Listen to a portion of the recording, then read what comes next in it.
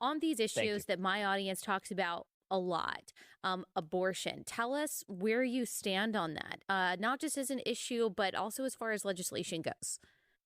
Sure. So I am unapologetically pro-life. I believe that life begins at conception and that unborn life is life. This is important to me. I am personally supporting efforts here in Ohio on issue number one, reaching the ballot soon. I went to Iowa recently on the special day that they signed the 6-week legislation. That day, it was important to me. I flew there to be there to celebrate that occasion. I think Roe was wrongly decided. One of the most important things that Trump gave us was a Supreme Court that in turn delivered Dobbs, overturning Roe. I also believe that this issue, actually, if we want to get to truth, more Americans, way more Americans, are pro-life today than will actually admit it. Clarence Thomas proved that through a brilliant question he asked. It was based on a real case. Pregnant woman walking down the street. She's assaulted. Unborn child dies as a result. I have yet to meet a single American who says that that criminal does not deserve liability for that death. So that says we all share the same pro-life instincts. Nearly all of us do. We've just turned it into this artificial men's versus women's rights issue when in fact it is a human rights issue. So as a matter of policy, I think that we will do better in our movement, in the pro-life movement, if we're talking more about adoption, talking more about childcare, talking more about sexual responsibility for men, including with legal teeth attached to that in an era of genetic and paternity tests. And when we talk about it that way, I've discovered that this issue doesn't have to be as divisive as we made it out to be. To the contrary, we can actually stand for life, but do it in a way that gives other people permission to actually agree with us.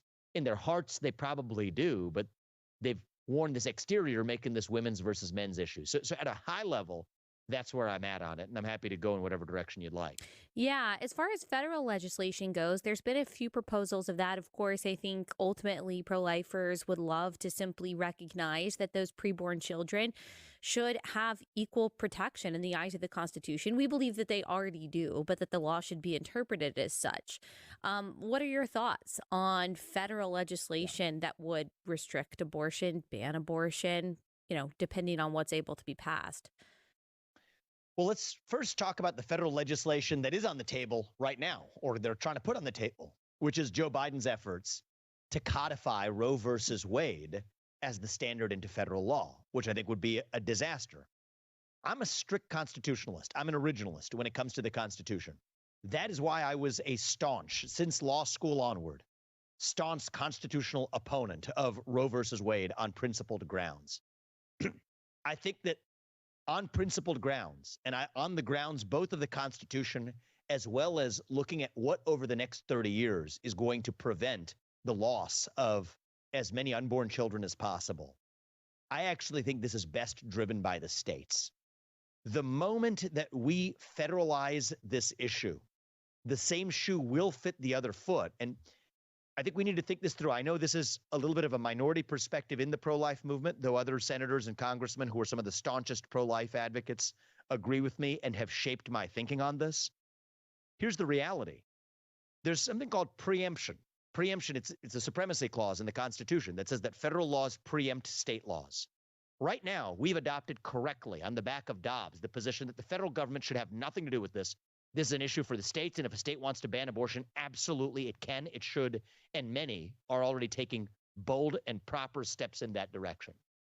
Here's the problem, though. Once we federalize that issue, the moment the Democrats then pass a piece of legislation that preempts all of those state laws, more babies will die over the next 30 years, I believe. More unborn children will die over the next 30 years.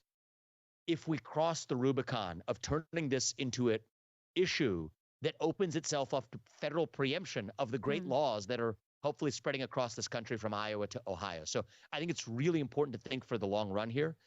We have the same objective, but I think it's really important that we pause to think about the tactics before we do something we regret.